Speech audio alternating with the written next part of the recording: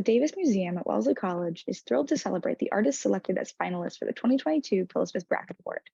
Founded and supported by Prilla Smith Brackett, Wellesley class of 1964, the biennial award honors an outstanding woman visual artist in the greater Boston area whose work demonstrates extraordinary artistic vision, talent, and skill. The following is a virtual interview with Lynne Allen on July 6, 2022, one of 3 finalists selected by the 2022 Prilla Smith Brackett Award jury. We look forward to announcing the recipient of the PSB Award later in September and hope you will join us in October for an event celebrating the recipient.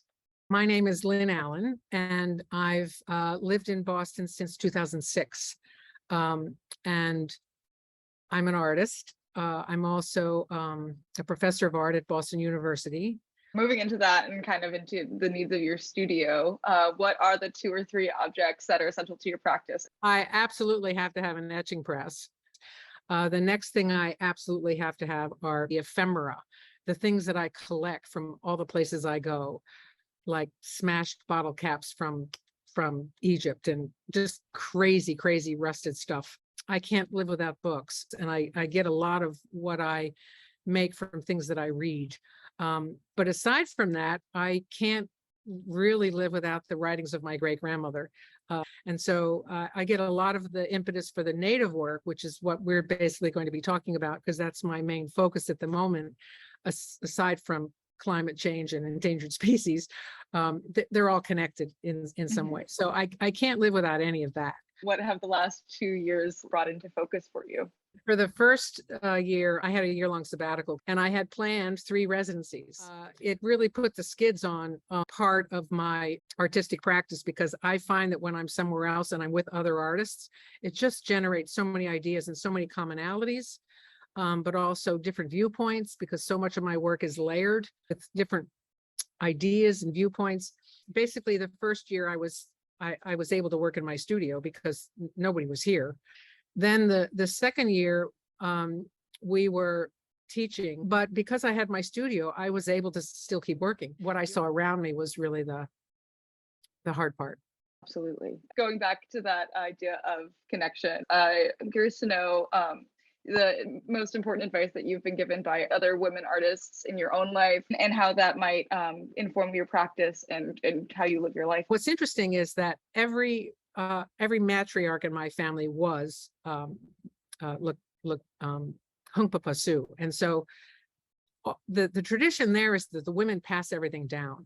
It's really a matriarchal society. And so women can do anything. So that history was important to me, to see what women can do. Fortunately for me, I've worked for some really strong women that have been really good guides to me. I was a master printer at Tamarind Institute, which is, it's the only place in the world you can be trained to be a master printer in lithography, which is, invented in 1798. I mean, talk about alchemy. It's, we draw and print on stones. I mean, it's really nuts, but beautiful, and really wonderful. So the first director there was a man, another hard taskmaster, but I learned a lot from him. And then he was replaced by a woman who, of course, I'm still really, really close friends with. And she was also a really strong mentor, because I learned by example. I was in charge of the back shop with all the printers, and she was in charge of everything. And so I've been fortunate that I've had these wonderful women, and I've stayed friends with them. But I would say currently, the people who are my closest female counterparts that help me juggle life in general, number one would be my daughter. And I have a former graduate student who's 20 years my junior that I hear from multiple times a day. I mean, she and I bounce everything off each other. I mean, I could tell her, I've never had a sister. So to me, this is like the closest thing. So I would say they're the guides, so to speak. When you're in Boston, maybe on campus or otherwise, where do you seek out inspiration? Boston and Massachusetts is rife with information about Native Americans. And so, of course, the MFA is a go-to place. And we're involved with the new curator, who is Indigenous. We've done some projects here at BU with her.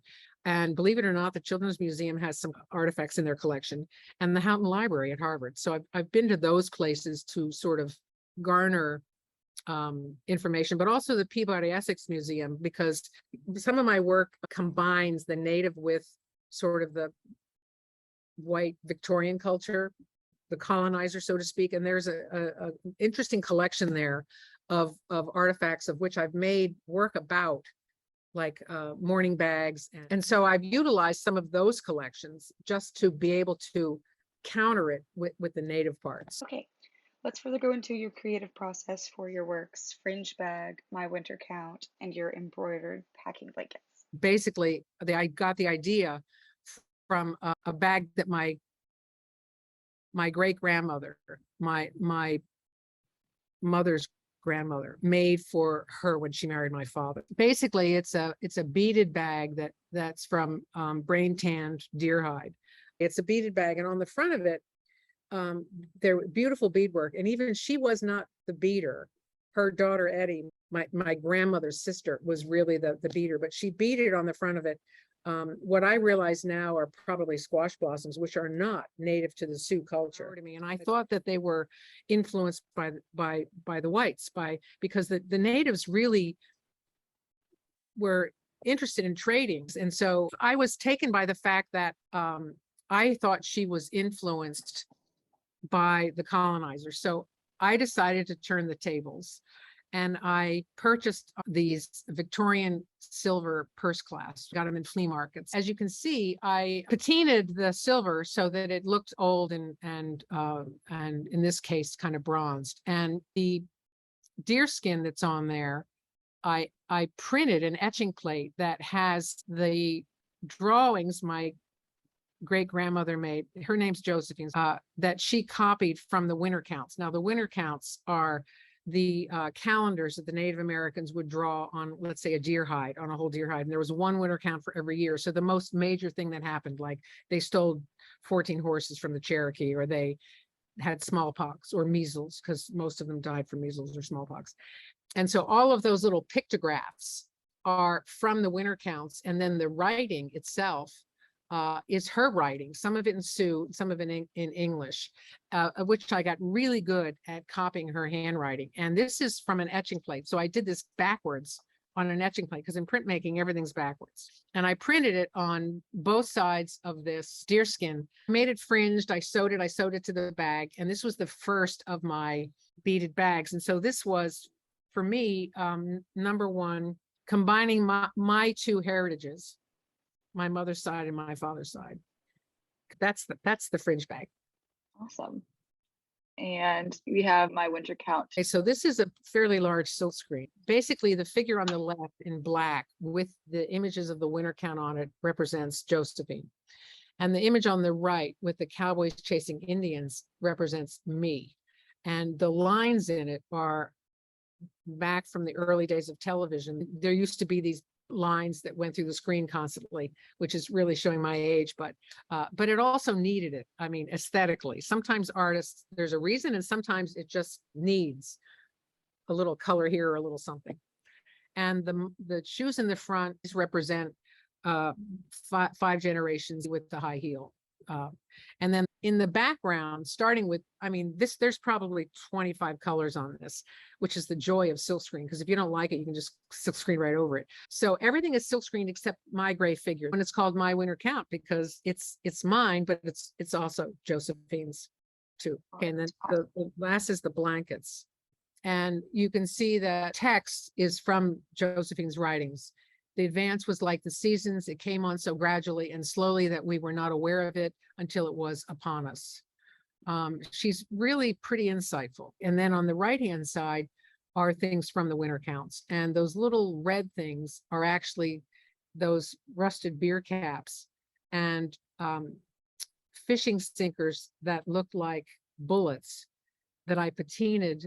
They're rusted and they're sewn on there for a visual element, but also those fishing sinkers to me mean dead weight of pulling down, and you can't free yourself.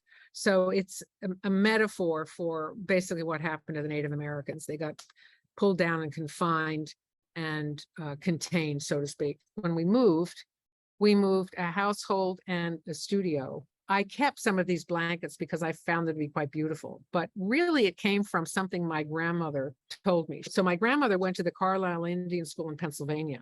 She said that she assimilated fairly well. I mean, she didn't know any English when she went. You know, they made them speak English, lots of different Indians together, and they taught them to be domestics. So she was really good sewer. She said many of the ones that couldn't assimilate would go back to the reservation, including her brother, my mother's Uncle Levi.